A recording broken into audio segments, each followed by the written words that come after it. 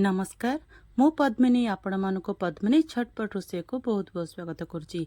आज मु बन जाऊँगी दही भेंडी। एटा बहुत जल्दी बन जाए और खाया को भल लगी था। तो मुझे भेंडी को न छाणिकी मु अल्प तेल देके भाजिकी करी और यह बहुत टेस्ट लगे। यहाँ को आप भात सागे खाते रोटी सागे खाते बहुत बढ़िया लगे। मत तो रोटी सागे खाया बहुत बढ़िया लगे। तो जदि ये रोसईटी आपको भल लगे तेज लाइक से सब्सक्राइब करने को भूलें। तो ये मुझे 200 ग्राम भेंडी नहीं ए साइज रो छोट छोट काटिकी रखीदे। तो छोट छोट काटिकी दही भेंडी कले बहुत टेस्ट लगी था। तो ये मुझे अध गिने दही नहीं अल्प टिके लुण पकेली अल्प टिके बिट लुण पकेली ये गोटे टीस्पून मु चीनी पकेली। चीनी पकेले तार टेस्ट भल होता है और सब जाक घाटिकी रखीदबा। तो ये गोटे कड़े बसईदेली। ये गोटे टेबल स्पून मु तेल पकईदेली।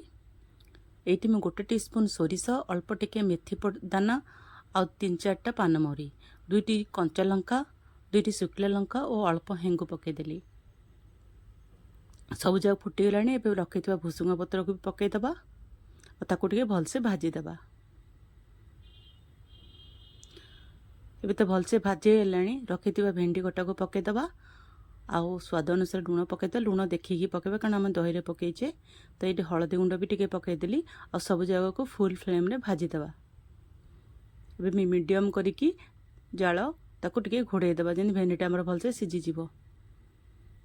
ये भलसे टिके घांटीदेबा आ घोड़ेबानी कारण भेंडी आमर सीझी गलानी। टिके ताकू कड़ा हवा को देबा। तो भेंडी आमर एबे भलसे भाजी ही गलानी। एई टाइप रो हे जिवो भलसे। तो ये गैस बंद करदबा और ताकू ठंडा हवा को दबा। ये रखी दही नबा। भेंडी एबे आमर भलसे ठंडा हो गलानी। एबे दही रे पकईदबा। तो ठंडा हेले ही पकेबे नले दही छिंडी जीवो और ताकू भलसे गोले दबा जेमते दही रे भेंडीटा भलसे भिजी जीवो। एटी मो जीरा लंका गुंड नहीं ताकू मध्य पकईदेली और भलसे टिके घांटी दबा। तो एबे आमर दही भेंडी प्रस्तुत हो गला। जदि रोसईटी आपण मानको भल लगे तबे कमेंट कर निश्चित जणेबे। रहुची नमस्कार।